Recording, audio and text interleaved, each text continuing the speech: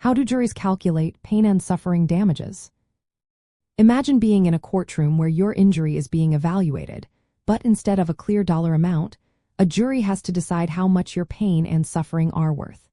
It might sound tricky, but it's actually based on some common methods and a lot of judgment. When someone gets hurt, the damages awarded for pain and suffering cover the emotional and physical toll that injury causes. Unlike bills for medical care or lost wages, these damages don't have a fixed number.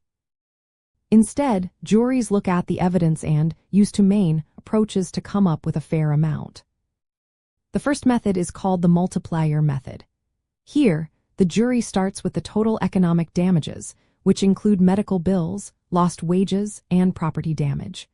They then multiply that total by a number between 1 and 5. The multiplier depends on how serious and permanent the injury is. For example, if the injury is minor and heals quickly, they might use a multiplier of 1.5.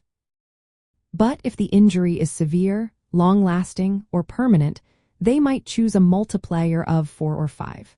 So, if someone has $100,000 in medical bills and lost wages, and the jury applies a multiplier of 3, the pain and suffering damages would be $300,000. The second approach is called the per diem or daily method. This method assigns a dollar amount to each day the person experiences pain. For example, if the jury decides that each day of pain is worth $100, and the injury is expected to last 100 days, then the damages for pain and suffering would be $20,000. This method helps show the daily impact of the injury, but it's less common in settlements.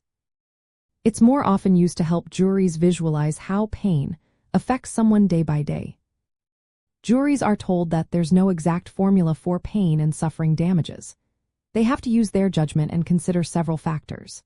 These include how intense and how long the pain is, how much emotional distress the person feels, how the injury affects daily activities, and whether the injury is permanent. The age and health of the injured person before the accident also matter.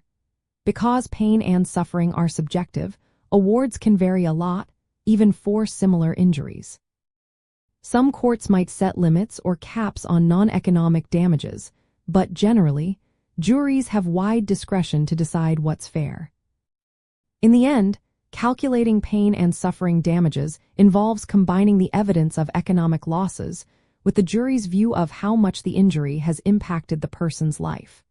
They might use the multiplier or per diem method as a guide, but the final decision depends on their judgment.